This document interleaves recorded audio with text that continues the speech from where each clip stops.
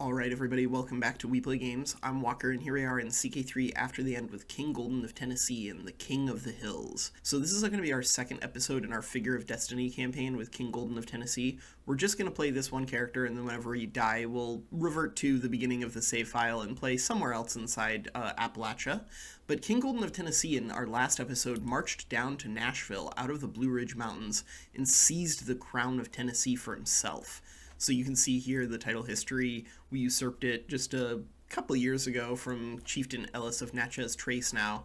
But by seizing control of this kingdom, now we have the power necessary to have duchies as our vassals, which means, of course, we can generate a ton of prestige through creating those vassal titles and giving them away. And that's going to be really important for King Golden of Tennessee if he's really going to become the King of the Hills, because you can see here inside the terrain that there is an awful lot of Appalachia left that we need to conquer, including some big chunks that we're going to need to take from the Commonwealth if we're going to make good on our goal to not only create an Appalachian cultural empire, but one that gives us control over the mountains, at least as much as possible. But we're definitely going to reform the faith in this episode. We have control over 3 of the holy sites, and we're going to get control over a 4th in pretty short order. The 5th is deep in HCC territory, and in order to get it, we might need to declare an invasion of the entire Kingdom of Alabama, which, we might do that, but in order to get that last one, we do need to go to war with the big boy, and I think there's enough small pieces out here for us to pick up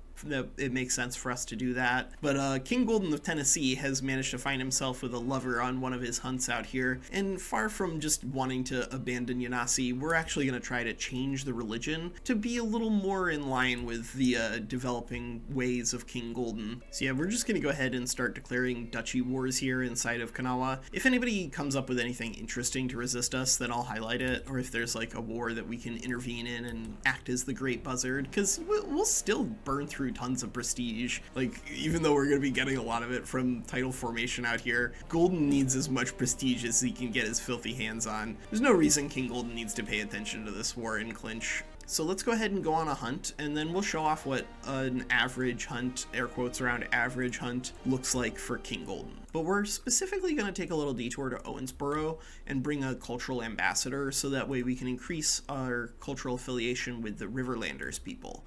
Ooh, alright, well, we're out on our hunt, but we've actually managed to find somebody with a legendary inspiration to forge a dagger for us.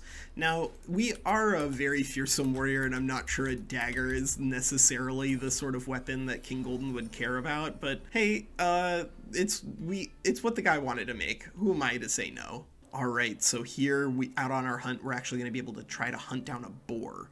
Now, this is a very high peril animal, and King Golden was notorious for wanting to hunt down high danger animals, but we're going to do whatever we can to increase our success chance. So King Golden, he was frequently really mean to the court chaplain or the physician, who always wanted to take so much time to explore the plant life, and instead, King Golden was like, alright, let's just get out there and let's hunt things and get this done. We also ended up taking They Will Hang and Their Villages Will Pay pretty frequently just for the increased success chance.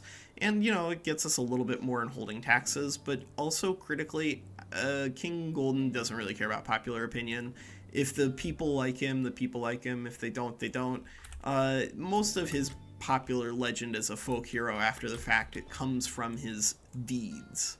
Sort of like Sunny Ali. King Golden also liked to, talk up, alright, yeah, we're definitely gonna kill this boar or bear or whatever, and then invariably we would just duck over to bows at the end point. But, King Golden was actually very generous with his patronage on his hunts. Very frequently we did give aid to peasants, because we just wanted the extra piety, and I think it was a good thing for him to do to offset being mean to them in the other options. Alright, and there we go, we killed the boar. And we got a nice court artifact. That's the other thing, is our court is going to be full of hunting trophies. But the Conquest of Clinch is actually an opportunity for us to start to build up some powerful vassals inside of our realm. Now, this is something that King Golden did as just sort of his policy for governance, just try to create a couple of really big, powerful vassals, so that way we could keep them happier. But more importantly, because of the development of the Kingdom of Tennessee here, we're probably going to have the money to throw at a holy order, and if we can get some big vassals and holy orders, then our vassals can actually take over the the hard work of beginning wars. And speaking of somebody beginning a war for us,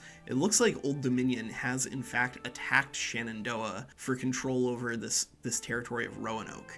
Eventually, we're going to want to annex Roanoke for ourselves, and so I think this is an opportunity for us to intervene, but not intervene really on Shenandoah's behalf, rather intervene by trying to conquer a duchy back here, Shenandoah, inside of the Kingdom of Kanawha. But because we'll be at war with them, we'll also be at war with the Old Dominion. We can destroy their army on the field, get prestige, and also save the land for Shenandoah and, therefore ourselves on the way back. Yep, we've managed to catch the Old Dominion's armies, and now we're going to destroy their army, siege down Shenandoah for ourselves, and then use this as a nice little opportunity just to show who's really in charge of the hills out here. Old Dominion trying to intervene in our land. Alright, well, we got a masterwork weapon out of this legendary inspiration, and there is a crusade going on now for the Kingdom of Missouri. And that's going to include us, because we actually picked up parts of Missouri when we annexed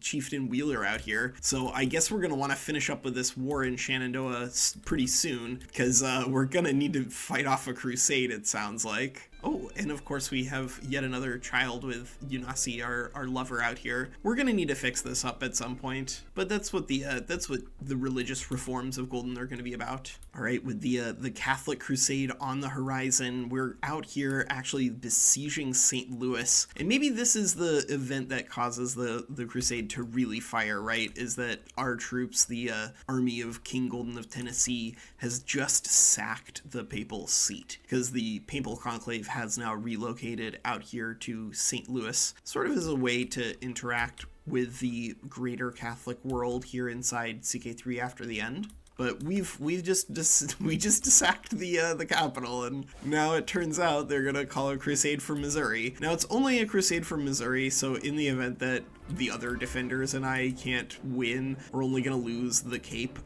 This is not like a giant chunk of our territory, but we're gonna give the Crusaders hell and show them why we are the king of the hill, even though we are currently quite outnumbered. Because keep in mind that half of this army isn't even under our control; it's under the control of the AI allied with us, including some of these very small duchies that are getting just conquered at the moment. But we're going to go ahead and hire a mercenary company with some heavy infantry. We don't currently have any heavy infantry under our control, because I was hoping that we could pick up the Mountaineers, but it doesn't look like the Mountaineers actually work just yet. But we haven't hired any heavy infantry, and we are fighting a bunch of pikemen out here. There's just a lot of infantry marching around, and having some mercenaries to throw on the front, I think, is going to be nice for our war effort here. But we are 32 commander advantage due to us being in command and having the gallantry worked on, so I think we have a reasonable shot to do some damage. We just need to catch some of these guys, that's all. Oh baby, so we actually managed to grab this tile before the papal troops showed up, which means we got to act as the defender in a forest across a river. We did almost 1,000 troops damaged there to kick this war off. Maybe we'll just try to siege down St. Louis ASAP. That could be a way to get around this massive number of Crusaders marching around. All right, so it looks like some of the Crusaders are taking the bait and they're marching straight to Cape. So we're gonna try to engage them in Fredericktown, so that way they don't have the defensive buildings here of this barony of Farmington.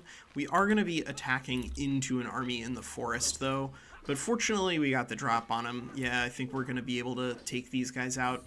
Oh no, but our really sweet antiquarian dude died. Well, it's unfortunate, but we just learned shore speak, so as soon as we have the gold, we're gonna go on another pilgrimage.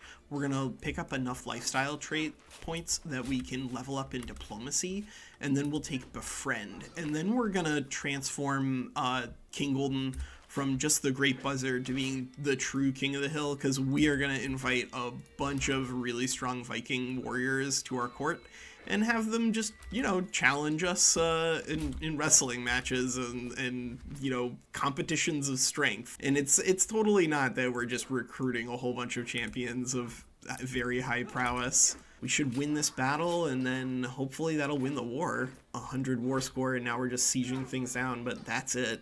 Rip Catholicism. They tried hard. That was pretty scary, actually, initially. The threat size is still quite high on their side. But we have succeeded, and we just got an enormous amount of prestige from winning that fight. Holy cow. That was such a quick victory in that crusade that we actually still have the mercenaries under contract for another 2 years. So we're going to go ahead and just use the mercenaries and our army and our position to just blitz through the Cumberland territory right here. So we're going to declare war on the duchy, but we're also going to go ahead and just declare a county war for the Cumberland Gap. And for that matter, we're going to go ahead and declare a county war for Pulaski. Yeah, we're fighting 3 people at once, but we've got the strength necessary to push these guys around. So King Golden is out here on one of these pilgrimages, and we've encountered the ability to pick up storytellers as a tradition for our culture at a prestige bonus. And I wasn't sure what direction we wanted to develop Appalachian, but I feel like this is a great opportunity for us to pick up storytellers.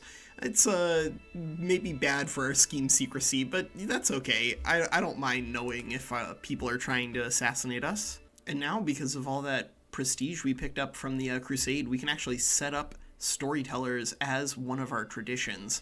It's going to be long because the Appalachian culture is really big, and when it comes to cultural divergences and reformations, generally it's better to diverge first. But you know, I think it's on brand for King Golden to want to keep everything together here. And with Golden out and about on his pilgrimage, we actually can't declare war right now, so we're going to take an opportunity to remind the Commonwealth why they shouldn't have these civil wars, because they need their troops to resist our raiding stacks. But in this case, we're going to go for Atlanta. Like, we didn't get to besiege it last time just because they did have enough troops to really scare us off, but we've got 9,000 troops on the field down here. It should be pretty easy for us to destroy whatever troops the HCC can put together. And this is 64 raid loot, so despite the existence of the Leonidan walls, which were built by Emperor Leonidas himself to try to resist probably this exact kind of raid, because the walls out here in Washington, D.C.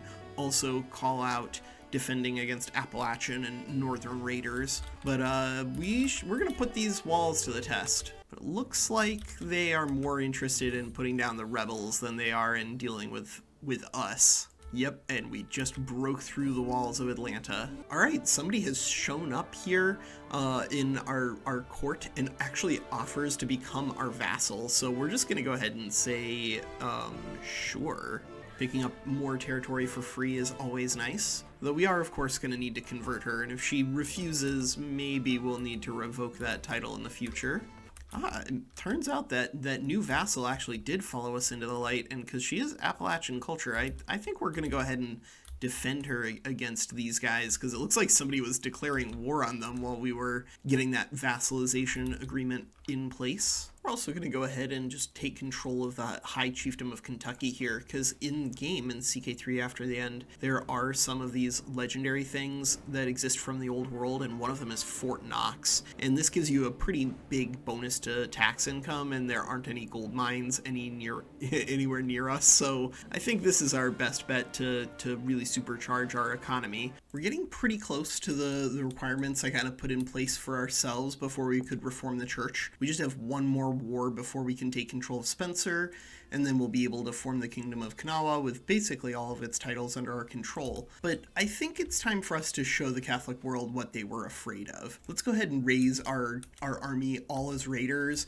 and we're just going to pillage up the Mississippi and do as much damage to this big conclavian Catholic church as possible as quickly as we can. So that way this western flank will be a little more protected against future incursions in case the Catholics try to get frisky. So we've actually managed to befriend Count Lamar the Frail of Memphis, so while we're out here on this giant pillaging expedition into Catholic territory, we're still able to expand our borders, even though it is going to be diplomatic rather than military. And of course, by bringing Memphis under our control, now we have control over almost the entirety of Tennessee itself, except for Natchez Trace.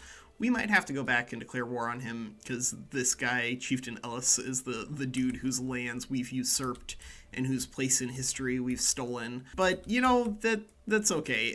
We're going to call that a skill issue on Chieftain Ellis's part. And speaking of skill issues, it looks like Illinois is trying to come out to play. This is going to be a big problem for them, though, because they thought they could engage just one stack that we had down here pillaging in Quincy. But what they didn't realize, of course, is that we had the rest of our stacks right nearby to help out. Yeah, they lost 1,500 troops to 500 for us. Really lopsided engagement. But I think the big upgrade when it comes to helping out our vassals and allies is going to be the addition of holy orders. Now, I say holy orders plural because we're going to get a second one when we reform the faith, I promise. We just need a bunch of money for it. But that's what this is all about, right? We're collecting money so we can do a giant donation to the church. An unheard of amount of money is going to start flowing the church's way. And because of that, the church is more likely to look the other way when it comes to our proclivities, and for that matter, our sins. We finally gained the raider trait, the terror from Nashville. So King Golden of Tennessee, in this most recent massive invasion, we managed to sack Chicago.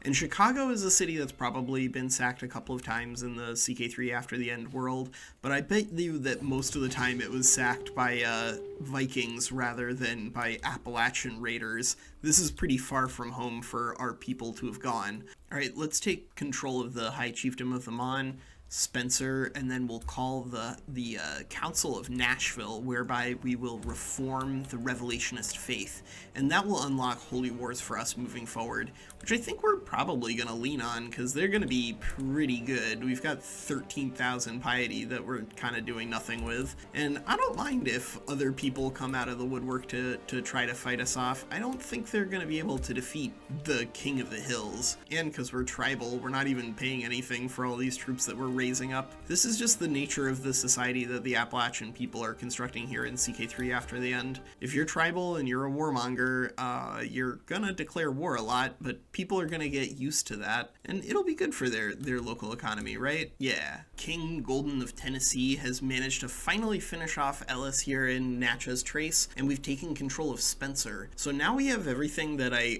kind of wanted us to have before we actually reformed the faith, plus we have the Kingdom of Kanawha. So we're going to go ahead and reform the Revelationist faith, and we're going to keep it mostly similar to where it currently is. But in this negotiation, thanks to the fact that this is only possible to the efforts of King Golden, we're going to leave this stuff in place, but we're going to change our marriage type to concubines and male adultery to accepted, so that way, we're not in trouble with the church for having taken on that hunting wife of ours, right? We have Unasi, our court musician and lover, who we encountered along the way, who gave birth to a boy without a face, but also gave us 4 other kids.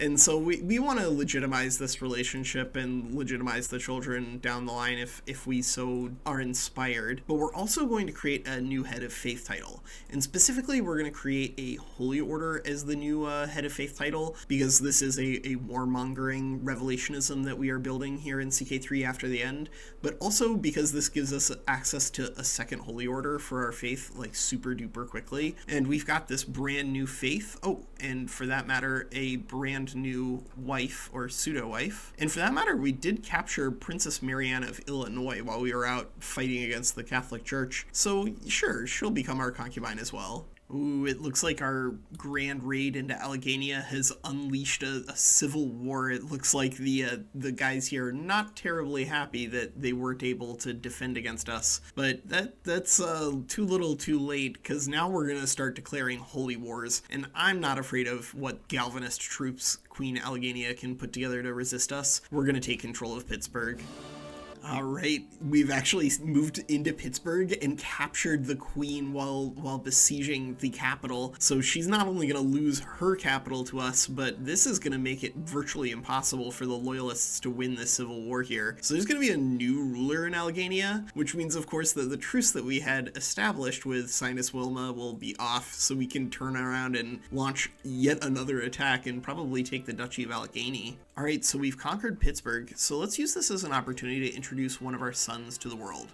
So we're going to go here and we are going to expose a secret, a child's heritage, and we're going to recognize Utsitsani as our own son. We're even going to go through the effort of actually legitimizing him, because we did make that an option here with our new faith. And then we'll put that son in charge of Pittsburgh, except for Newcastle. We're going to hold on to Newcastle itself, so that way we can set up that holy order, because I do want us to have a couple of holy orders. Just having 2 holy orders for your religion means that you can do extremely quick conquests if your vassals are willing to play along. And I think on that note, we're going to go ahead and also demand that High Chieftain Mike of Shenandoah converts, because I think we really do want to just get basically all of our vassals in line religiously, so that way they can use these massive stacks that we're making available to them. I think what we're going to go ahead and do is launch a giant raid against the Commonwealth. They are having stability issues at the moment because they are at war,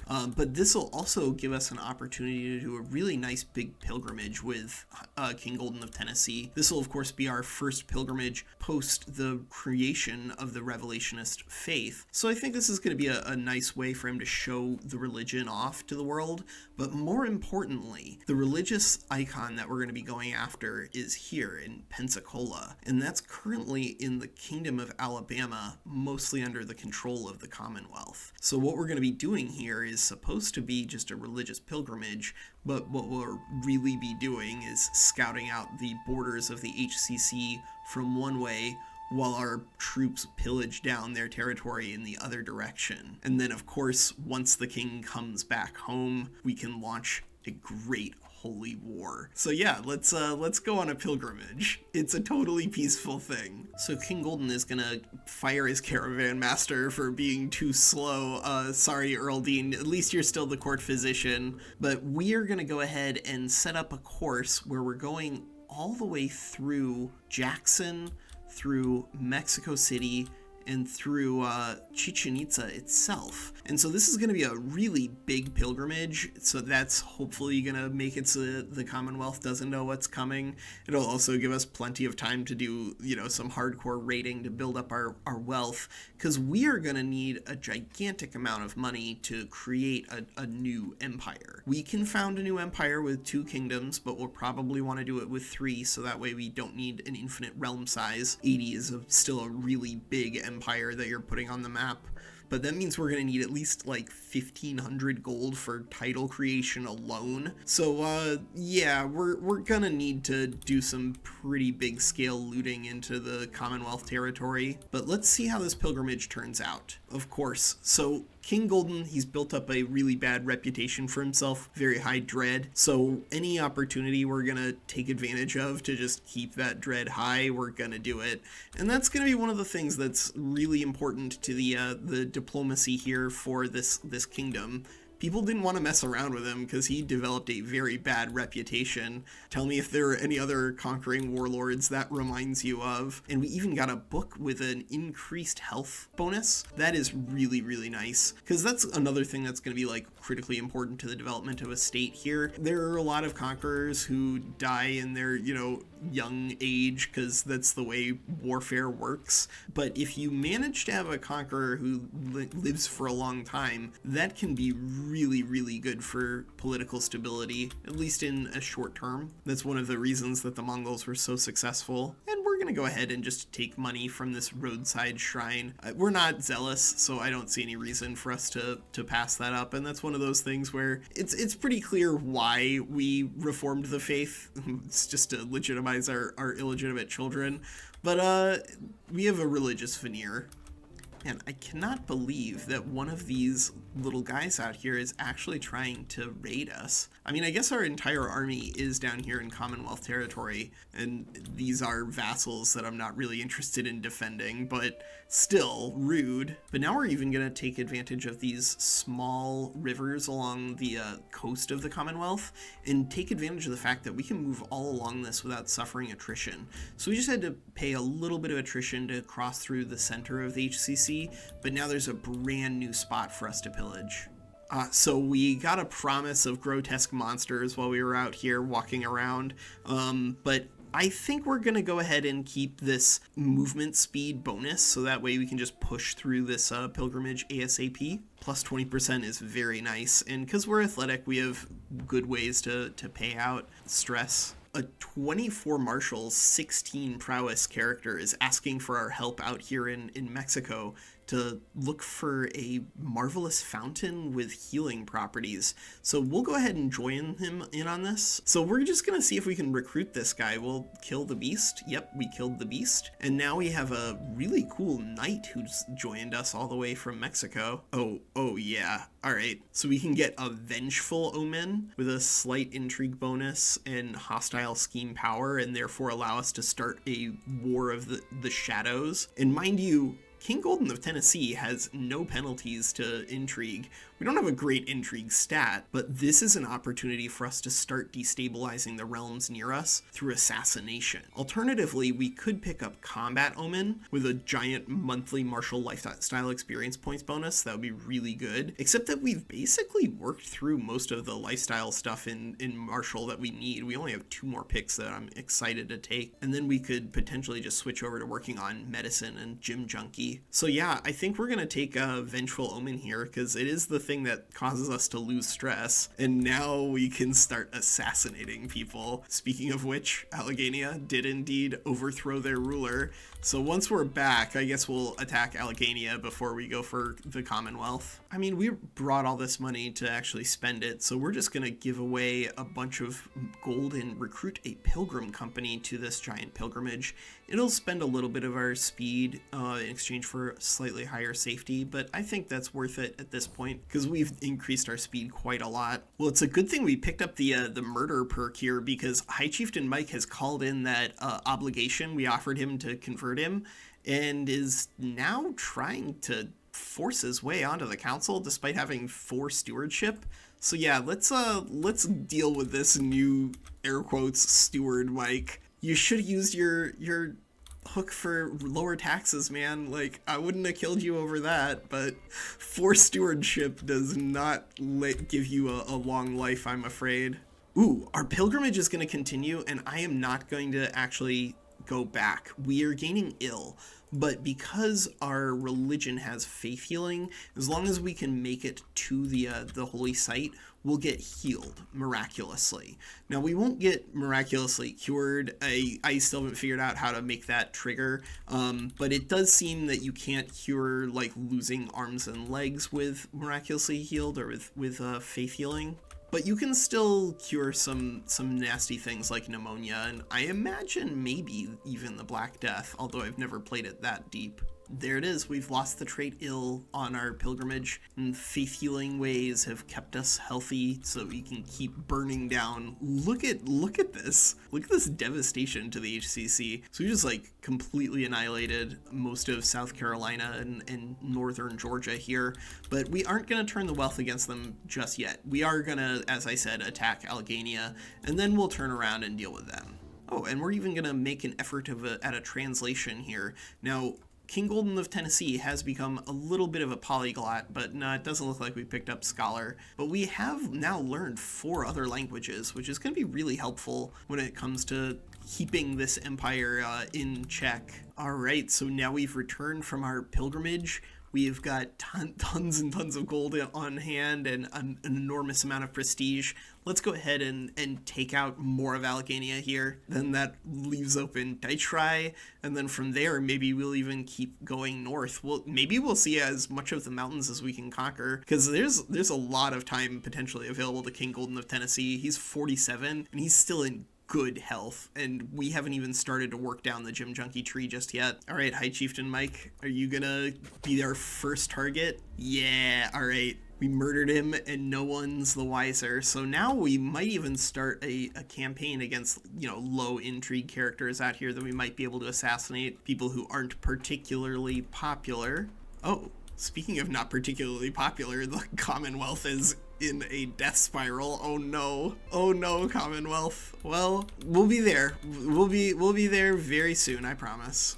And now we have our real steward back on the council. and now the mother has inherited the land, and when she dies, the land will pass to us.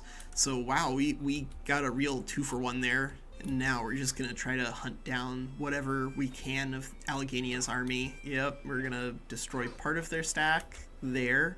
Oh, and even capture the queen? Alright, good deal. Well, in that case, I guess we could ransom you, but I don't see any reason to not execute you here. Let's get some county control down. We'll enforce demands. Through executing Sinus Kathleen, we brought Sinus Wilma back in.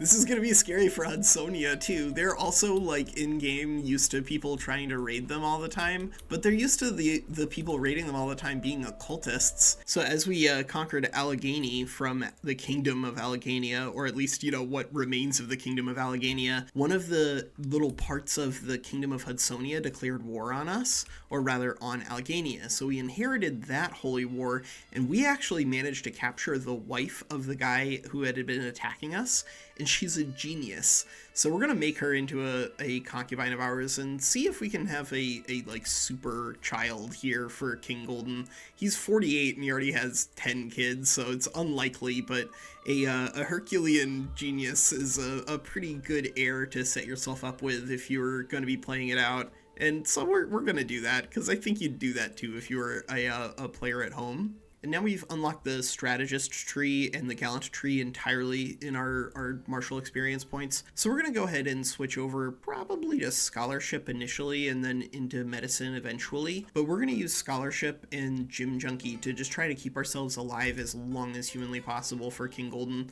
So out on a hunt, King Golden of Tennessee was able to finally kill the white boar and get the white boar hide, which is just an amazing bonus to the prestige and legitimacy of his kingdom here. But unfortunately, he was severely injured by the boar. Now, in a different religion, this might be a scarier problem, but for us, all this means is whenever we get back, we're going to do a pilgrimage, and we're going to ask God to intervene on our behalf and heal us. But we're actually just going to go to the holy site right next door in Bowling Green. It's only 23 days for us to get out there and get some good, sweet healing. And now we're all cured up. The power of Bowling Green, and not at all the power of just being wounded and healing naturally on your own. No, it was the intervention of God that saved King Golden's life after he got injured by that boar in that hunt. But, that's good, because God had a plan. And the plan was for us to conquer all of Alabama.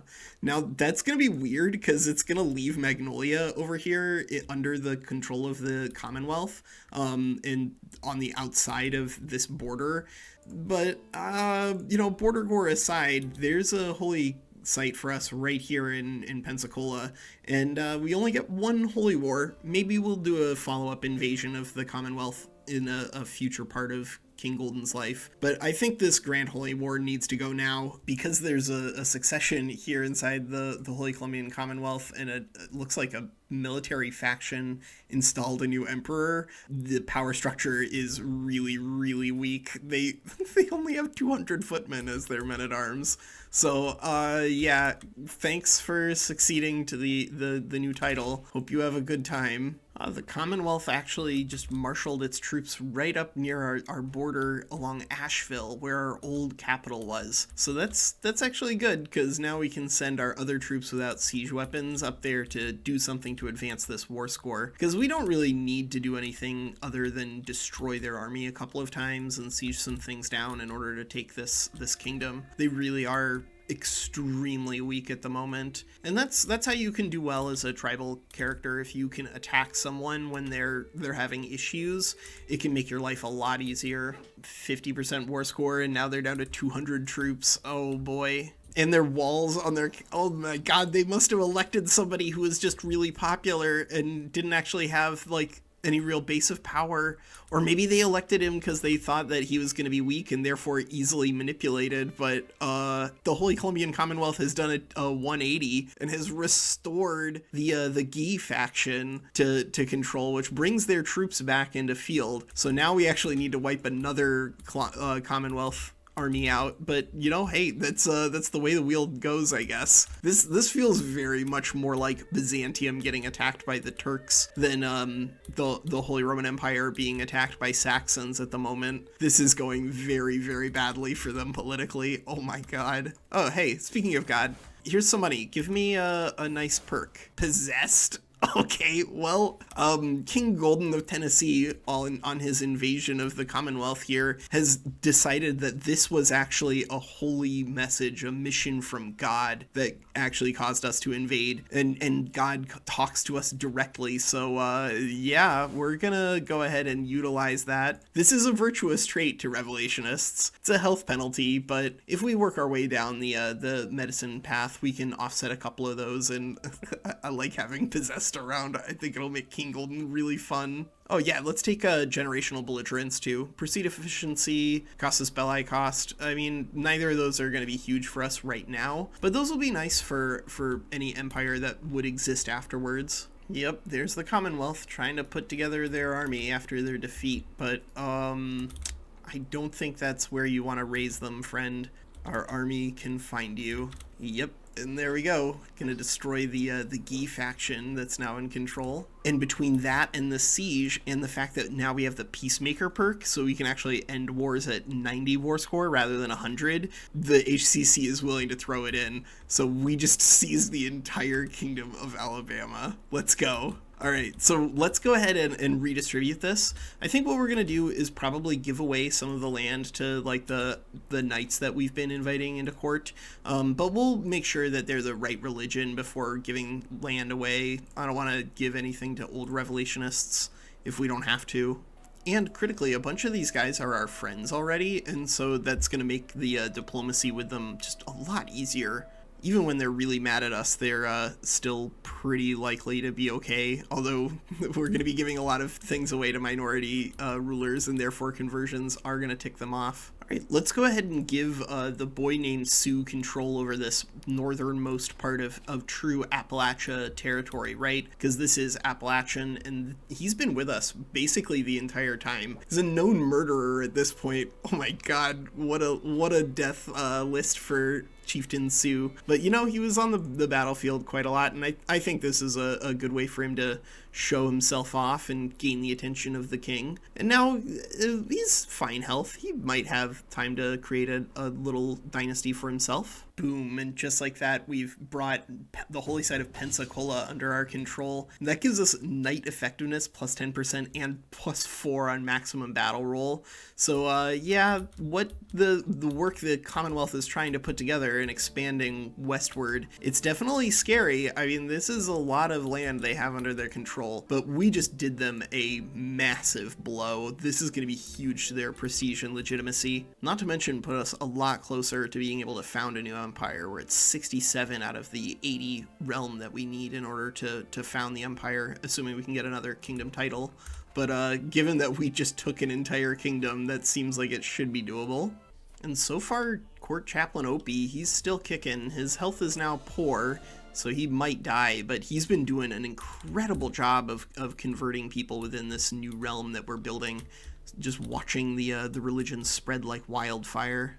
All right, we destroyed the armies of the Greater Reserve and actually captured the ruler. Yeah, let's ransom him, because we're going to have another opportunity to fight him in the future, most likely. And we won this war pretty easily. And now just a bunch of our friends are our vassals now that we've been able to take over that kingdom and throw all our Vikings down here. Some of them weren't even willing to convert, but I figured, hey, what's the worst that having a couple of Vikings all the way down here could possibly be? And we'll also want to follow up and invade New Orleans just to take control of Mobile, so that way we have control of the entire state of Alabama. Why don't we go ahead and just, T-pose to assert supremacy here and conquer the biggest part of the kingdom of Daishrai. So we are now, having defeated the Commonwealth and split their lands in two, I think we're in a position where the kingdom of the hills can really start spreading north and see if we can get all the way up here. I don't know, maybe, like, if we can offset the possessed a health problem, then we might be able to get literally all of the Appalachian mountains under our control. That would be pretty funny. If we're gonna get there, we're gonna have to take out Daishrai and Hudsonia, and hey, you can't be king of the hill if you haven't had everybody try to knock you off at first, right? So sure, let's go attack Daishrai. So this Kingdom of Daishrai, it's Old Order. So this is a group that's sort of evolved out of the Amish tradition here in Pennsylvania. But of course they had to set aside their non-violent ways in this post-apocalyptic world just to stay alive. But unfortunately for them, they probably have not dealt with a threat this large in a very long time. They've mostly been allied with and around a relationship with the Hudsonians against the occultists, and it's been pretty stable otherwise, but 22,000 troops, it's gonna make a quick work of this area. The Great Heathen Army is coming. Yep, they tried to maneuver around our giant army and start sieging the territories behind us, but that was not enough, and we are going to be able to steal a war banner here. Oh, and we captured a duke.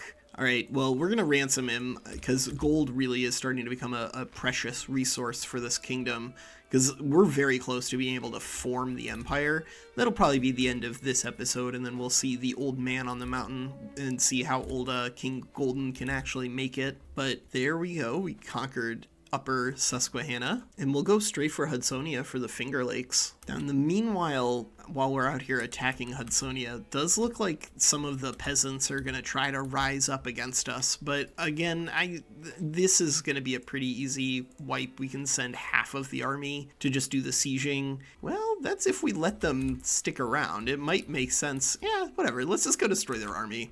Then we can put down the rebels whenever they decide to rise up. Yep, 15,000 troops engaged, 5,000, and 1,700 troops lost. So that is, that's a good way to start this war off.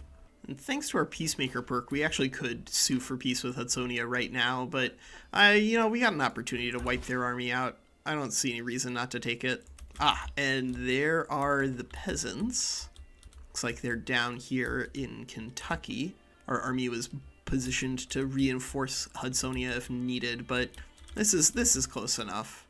So let's go ahead and just take Mobile. I think we've put off conquering that last slice of the Kingdom of Alabama long enough. So let's go ahead and create the Kingdom of Alabama title. Then we'll come down for New Orleans. We'll declare a holy war for just the grand city of Mobile itself. And unless they can get any friends, I'm not even going to bother raising our levies. Like, this is a big enough army that it should be able to take on the Republic all on its own.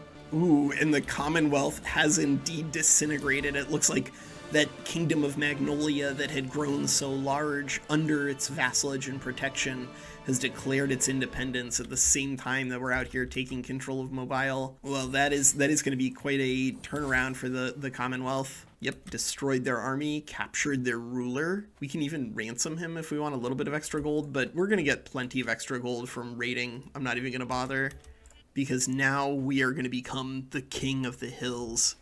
We've become a mighty high king. We're also going to go ahead and change our name here, and we're just going to go ahead and change the empire title to the Empire of Appalachia. But that's not the end of High King Golden's reign, actually. Like, he's still excellent in terms of his health, so I would not be surprised to see if the next episode ends up being 30 years long, and depending on where we can go, we might actually end up taking control over all of Appalachia here with High King Golden.